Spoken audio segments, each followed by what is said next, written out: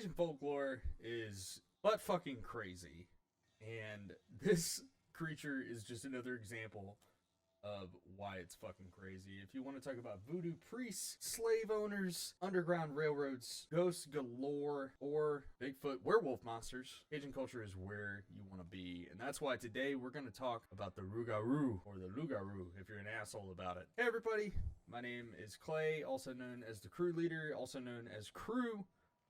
And welcome to the Cryptic Crew, where we curate everything creepy, curious, and cryptic. And tonight we're going to talk about the Louisiana werewolf, the swamp man, the Honey Island monster, the Rougarou. This big hairy bastard has been terrorizing people since the 16th century. Boy howdy, is it fucking crazy. So let's say you're in 16th century France, and somebody broke into your house, stole all your flour, beat the shit out of all your chickens, took your kid, fucked your wife, took a dump on the kitchen floor. Gotta be the Rougarou. The Rougarou originates as a folklore legend.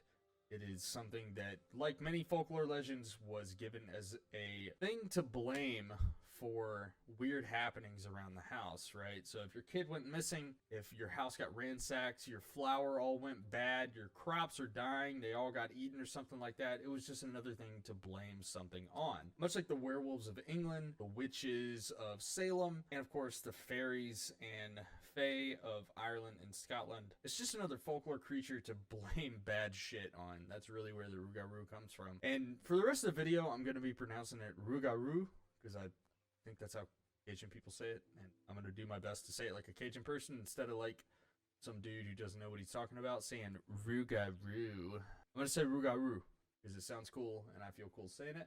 So if you want to hear about the Rougarou, make sure you crack open a beer. I have an ice cold Milwaukee's Best Light because I'm fucking fat right now and I need to be drinking something like this. Drink a beer with me. Let's talk about the Rougarou. So the Rougarou can be rooted to a couple of different things in Cajun and Louisiana, French Louisiana culture, and it's said as something that hunts Catholic during Lent. It's said as something that can curse you with the 101-day curse. 101-day curse is kind of creepy, but all of this stuff kind of stems from voodoo, priestess kind of folklore, and really you can be cursed with the Rougarou curse, and then you have to live with it for 101 days, or else you become a Rougarou.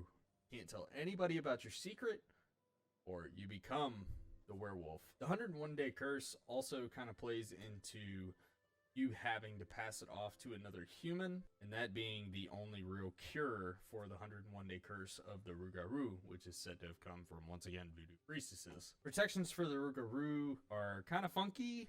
They don't really make any sense to me, but it's said that you can protect yourself against the Rougarou by laying 13 small objects by your doors. I'm not sure how the fuck that's going to keep out a Louisiana werewolf. With the word Rou or Lou literally meaning the wolf, the Rou translating to a similar thing to an English werewolf from the 16th century.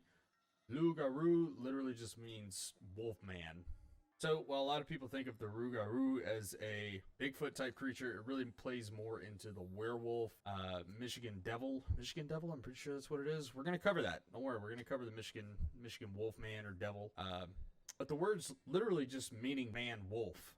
That's all it comes down to. Now, the 13 objects laid by your doors are meant to confuse the Rougarou, and it's said that the Rougarou literally won't be able to count all these objects, and it'll keep recounting them until the sun comes up, and then it'll run away. Seems like a pretty fucking interesting, stupid way to protect yourself against a voodoo werewolf, but I mean, what do I know?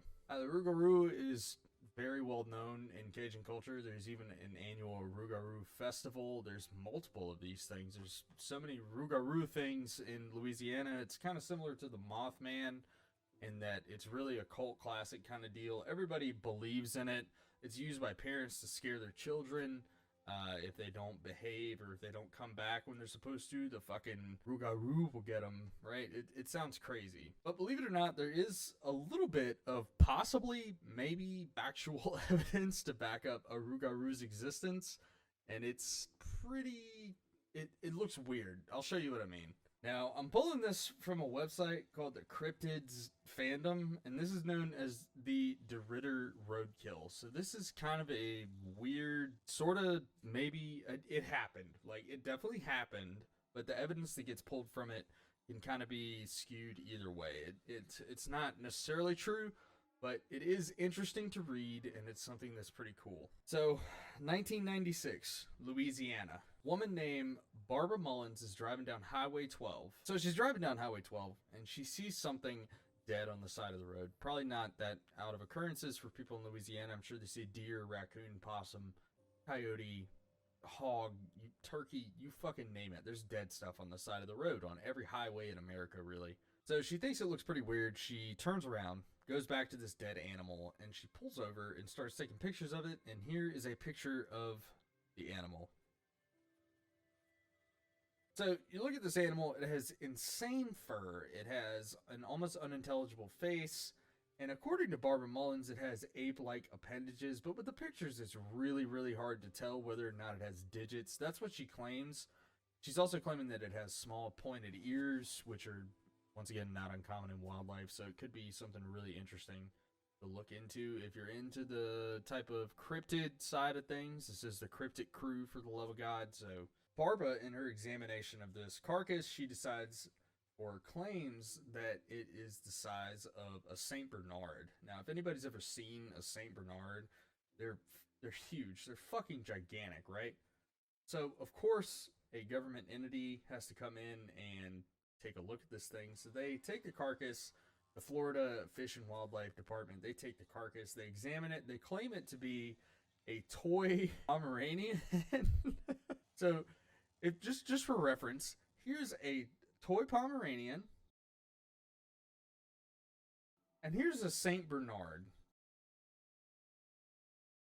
So a Pomeranian usually weighs somewhere between 7 and 10 pounds, with a Saint Bernard weighing somewhere between 250 and 300 pounds. Either this lady does not know her dog species even a little bit, or this is a world record breaking toy Pomeranian. So that's the short and long of it. There's really not a whole lot of trueness to it. It's reported. There's obviously pictures of it, but there's no real government entity that says this was this and this was this. There's no scientific research done by it. Apparently in 2000, a man named Roy Young started investigating into this, and he managed to find some bone fragments that had a dermal ridge in them, which indicated that they were canine. Now, this could be a malformed hog or a malformed dog or something of the sort. The fur is obviously matted, so it's been outside for a really, really long time. But in order for this lady to say that this looks like a St. Bernard, and the Florida Fish and Wildlife Department to say that it looks like a toy Pomeranian, that's like saying I saw a Cessna outside and somebody else was like, well, we actually found out that it was a Boeing 747. Like, it's not the same thing. They're very, very different in size and look, and there's speculation that it could have been something similar to the skunk ape or the Honey Island swamp monster, which is very similar in origin and look and feel as the Rougarou, but nothing that quite has the four-legged look to it. Because to me, this animal looks like it walks on four legs, it does everything on four legs, whereas a skunk ape is a two-legged, more like a Sasquatch type creature, and the Honey Island swamp monster is sort of similar to this, but it's not really the same. Now, what some people speculated this is it could be the mythical chupacabra. If you haven't heard of a chupacabra, then I don't even know why you're on this channel. But once again, there's no real definitive answers to this story, so it's kind of just left up to speculation as to what it is. So as a lot of you guys know, the purpose of this channel is not necessarily to talk about a subject until it's dead, but simply to give you a cool subject to go look at, give you the background of it, give you a little bit of a story of it.